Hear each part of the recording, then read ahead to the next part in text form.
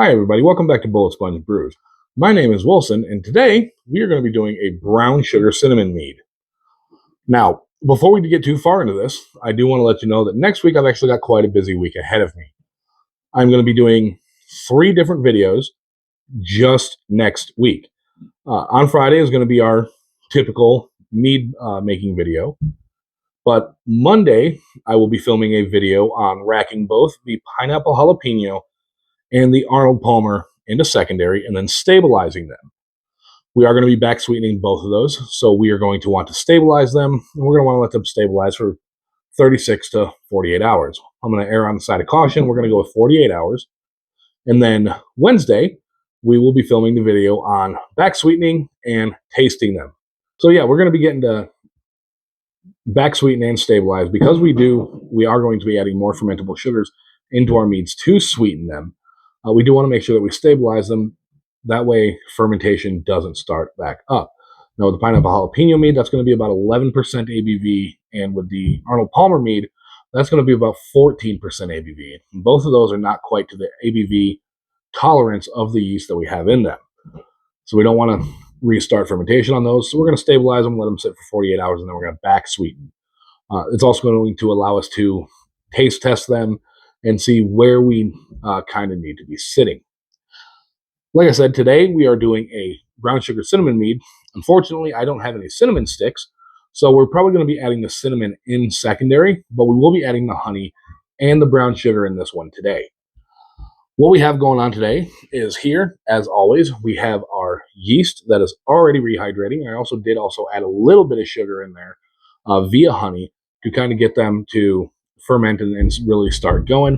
We've got 3 pounds of the exact same honey we've got used for the last few batches, and then we've got brown sugar. Now, we're only going to be adding about a pound of brown sugar into this. We're also going to add a little bit of malic acid and some tannins, just once again for mouthfeel. I also do have some new equipment on the table. We have pH test strips. We are going to be testing the pH of the mead. That's where the malic acid is going to come in. The person that got me into mead making was Golden Hive Meads on YouTube. And what really kind of piqued my interest was when he made a Mountain Dew, a Dr. Pepper, and a Monster wine. Unfortunately, Golden Hive Mead used some very unsafe practices while making those wines. And that's what the pH strips are for, is to help us remain as safe as possible. Now, if you've seen Golden Hive Mead's videos, you'll see that he added baking soda to his wine to bring his pH up to kind of defeat the sulfates and the preservatives in the soda. The issue with that is it has to be above, I believe it is a 5 pH in order for the preservatives to not really do their job anymore. That is a problem because of botulism. Botulism does live in honey. Unfortunately, it is in small enough amounts that it's normally not an issue for adults. That's why if you look at most jars or bottles of honey, they say do not feed to infants or toddlers below the age of 1 because their stomachs can't tolerate any kind of botulism that's in there. Botulism also cannot survive, in most cases, below a pH of 4.6. Most yeasts that we use for meads actually prefer an environment of 3.5 pH to 4.5 pH. So we don't want to raise that pH above 5. That's going to allow if there's any botulism spores in there, that is going to allow those to multiply and procreate and potentially cause some serious health risks down the road. Now, I'm not trying to be disrespectful or call Golden Hive Mead out. I'm a very small channel, whereas he is actually on the larger side. I just want to let my consumers know that adding baking soda to any kind of mead is a very unsafe practice that could potentially hurt or kill you. Don't do it. Like I said, botulism can't really survive below 4.6 pH, so we've got some pH test strips to make sure that we're being as absolutely safe as possible. Now that lecture's out of the way, let's go ahead and just jump right into this. As with every video, everything here has been sanitized. You can still see the bubbles in there. We're going to kick this off by just adding our honey. We've got 3 pounds of honey here. And we're just going to go ahead and get all that goodness in there.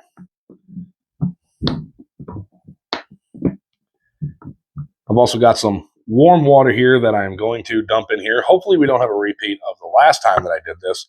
Hopefully the cap seals properly and I don't just shoot honey water all over my bedroom.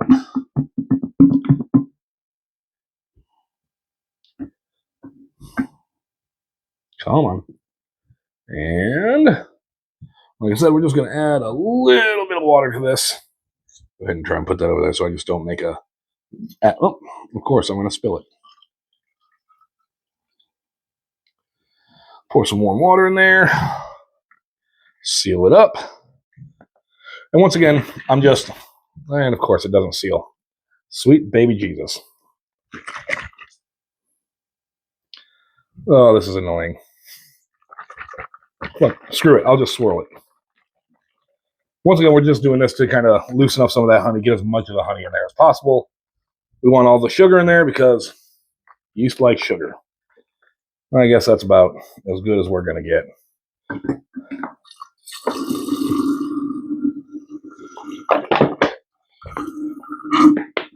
But also we're going to add water into this because you kind of need water or some other kind of liquid to make it work.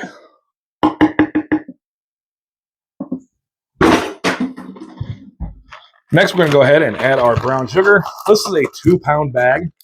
We're really only going to add about half of it.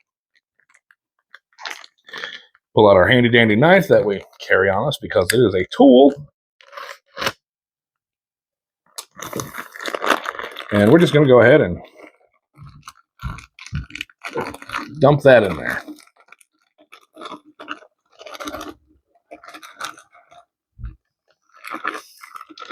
Unfortunately, I'm poor and I don't own a scale, so I'm just eyeballing this. Maybe one day I will be a wealthy enough individual that I can buy a scale and measure this out. We'll just go a little bit more. That should be good. All right. And we're just going to go ahead and add water in there. We're not going to fill it up. We're just going to add enough in there so we can start mixing it. Once again, everything is sanitized. We're just going to get in there and mix it. Oh, God, honey sucks to mix.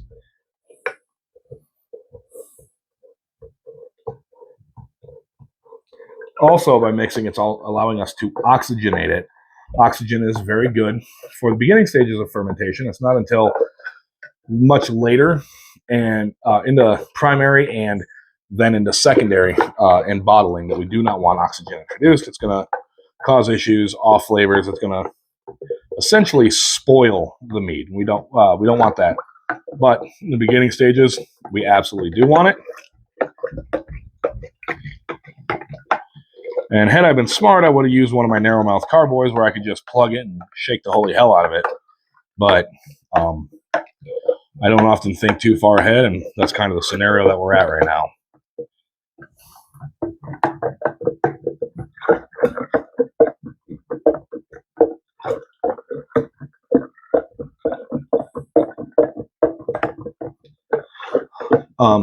Other than pretty much the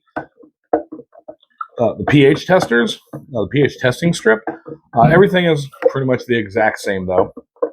So we are just kind of keeping everything consistent, making sure that we're doing what we need to do. Like I did say in a previous video, we're gonna succeed together, we're gonna fail together, but the entire time we're gonna be learning something. And that's the main takeaway from this is honestly just learning from it.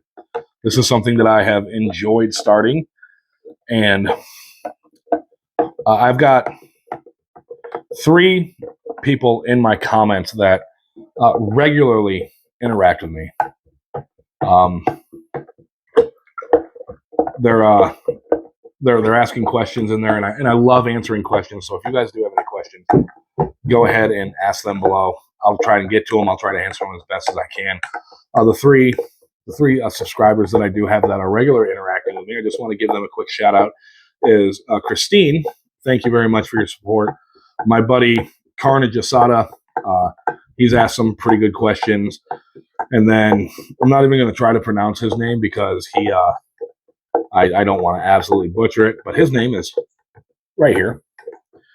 He is the one that gave me the idea to split the pineapple jalapeno mead into two different vessels. You three, really, I do appreciate your support. I can't tell you guys how much I do appreciate that. All right, and I think we are about good. All right. So now what we're going to do is we're going to go ahead and just add our yeast. They are happy and foamy. So we're going to go ahead and just get them out of there. Once again, we do have yeast that are still stuck to the sides. So we're going to go ahead and knock those off. Yep, and there it goes. I always make a mess. Figured I'd have learned by now.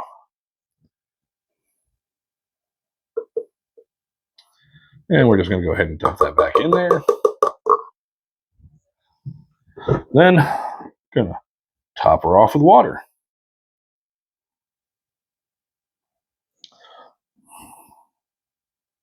All right, now, I did forget my tannins, so I'm going to go ahead and grab those real quick, and I'll be right back. A few moments later. And I'm back. So I got my tannins right here. What I am wanting to do is I'm wanting to add a half a teaspoon of wine tannins to it.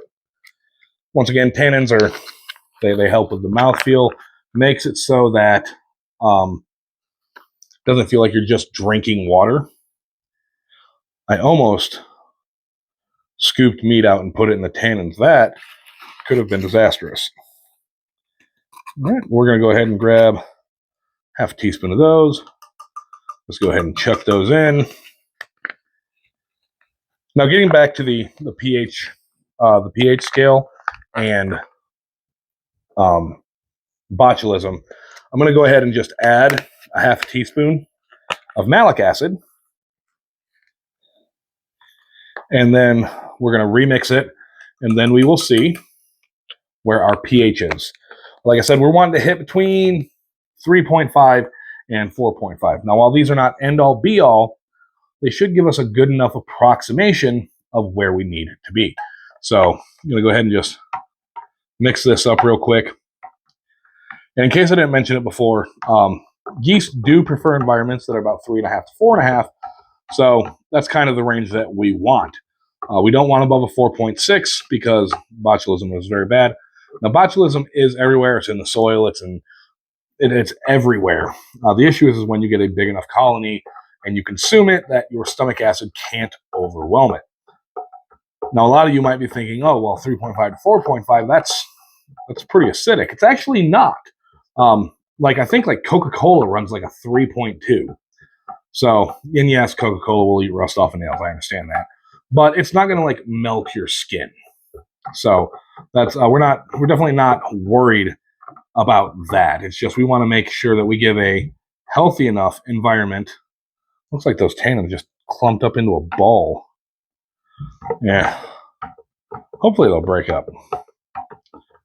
Because we want to give our yeast a stable enough and a happy enough environment that they're going to be able to do their jobs, make alcohol, and we're just all going to be very happy with the results.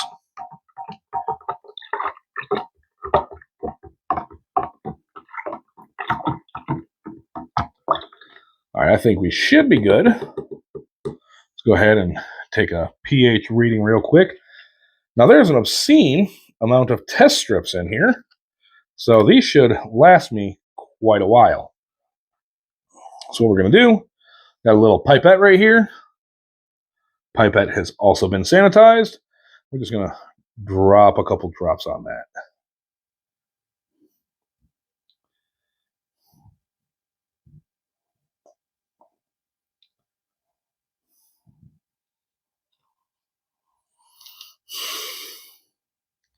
We're going to let it do its thing.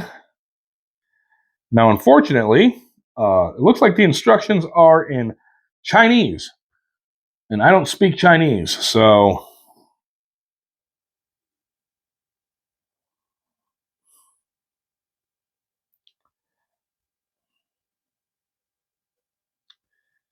Looks like we're right around a 5 pH, so I'm going to go ahead and add another half a teaspoon of malic acid.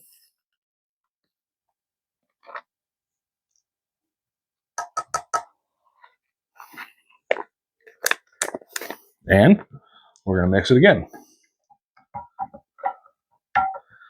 Now, as adults, it is safe to eat honey. They're normally, even if there is botulism in your honey, there's not enough to affect you as an adult. Like I said, botulism really can't reproduce in a pH below 4.6. And I think your stomach acid runs at like a 2. So your stomach acid is normally more than enough that it can deal with any kind of small colonies or clusters of botulism that your honey might have. It's when you create a large colony that the pH really no longer makes a difference. And we're not trying to make ourselves sick. We sure as hell aren't trying to make anybody else sick. So we're just trying to do safe practices and make sure that we are making a good, safe, quality product. So while I do enjoy Golden Hive Mead's content, I feel that unless I missed it, he didn't add a disclaimer. If he did, I do apologize. But he should have definitely have made it known that, hey, this is an unsafe practice. Please don't do this. You guys need to watch out. This could potentially make you sick.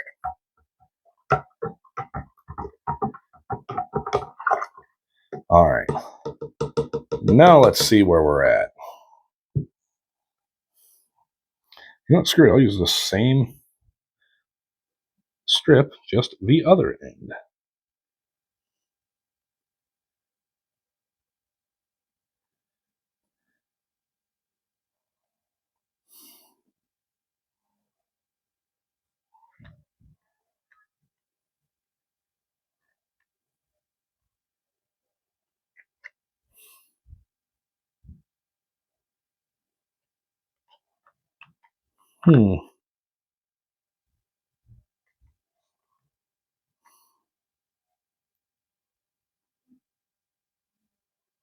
Looks like we're right around 4.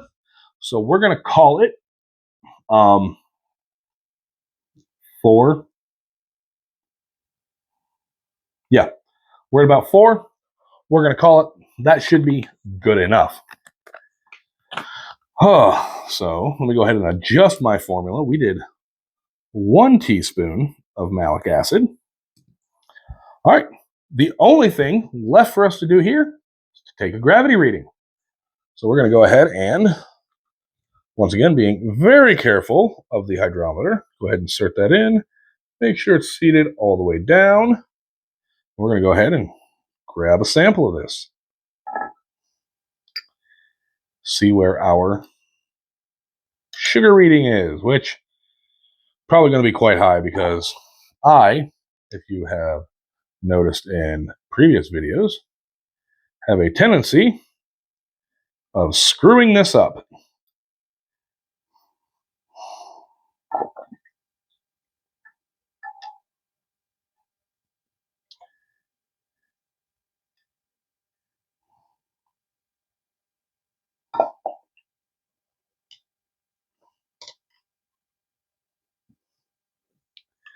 And it appears that I have indeed screwed this one up. What?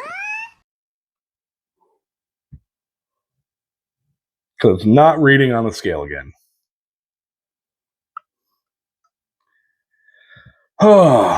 Maybe adding a little bit more water will allow us to dilute this just slightly. So we're just going to bring that up. Now, because there's no fruit or anything in this, I'm not worried about it getting pushed up into it, into our airlock, so we should be fine. But maybe, just maybe, we can dilute this just a little bit.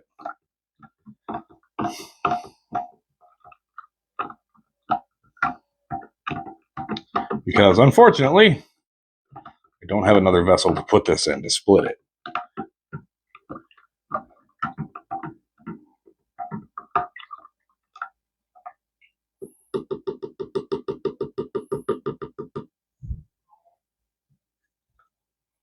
All right. One of these days I'll learn. Oh, really? Unfortunately, it does not look like today is that day. So, go ahead and grab a sample.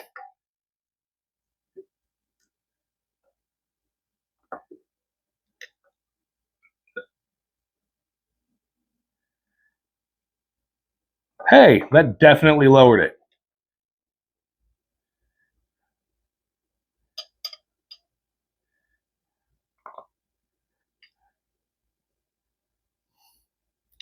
All right, y'all.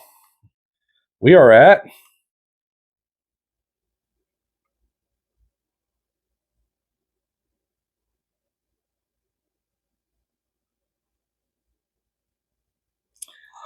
1.165.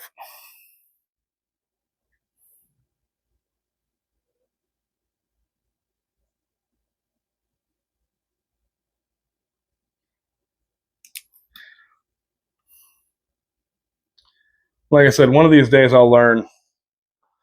Unfortunately, it looks like today is not that day. I think I might need to start doing a little bit more research on what kind of sugars I'm putting in this, because obviously I put way too much brown sugar in here.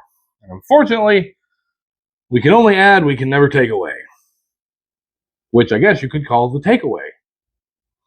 So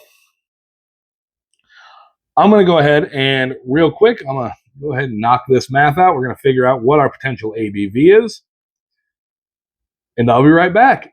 A little longer than a few minutes later. Hey everybody, I'm back. So we did the math, and with a starting gravity of 1.165, assuming that it goes all the way dry.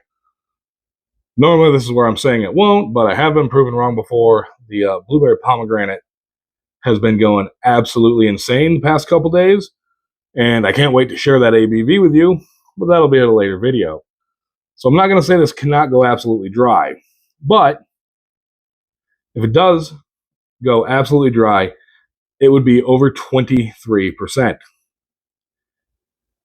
I'm not even going to say that it's not going to go that high. I've been proven wrong too many times on this channel to even begin to think that. We're definitely going to keep a close eye on this with a starting gravity that high. We do want to make sure this ferments. While I won't be able to break it down or cut it in half into a second vessel, if it hasn't started fermenting in the next day or so, I'm going to end up draining a little bit out and then diluting with water and seeing where that leaves us. So we'll see. I'll definitely keep you guys apprised. Once again, I do want to thank every single one of you that are tuning into my videos. I do appreciate it. I'm having a great time doing this, and I'm hoping that you guys are enjoying watching me do this. Like I said, big thanks to Christine, big thanks to Carnage Asada, and big thanks to this guy, because I can't pronounce that name. You guys interacting with me on almost every video, I definitely appreciate it. And like I said, if any of you other want to interact with me on the videos, do it. You guys aren't going to upset me. If you have an issue with something that I did in the video, please let me know. If you liked something that I did in the video, please let me know. If you have any questions, comments, complaints, concerns, let me know in the comments. I'd be glad to answer every single thing that you guys throw at me. Once again, my name is Wilson. This is Bullet Sponge Brews, and this is our obscenely high brown sugar cinnamon mead. Thank you guys for joining in. I'll catch you next time. Have a good night.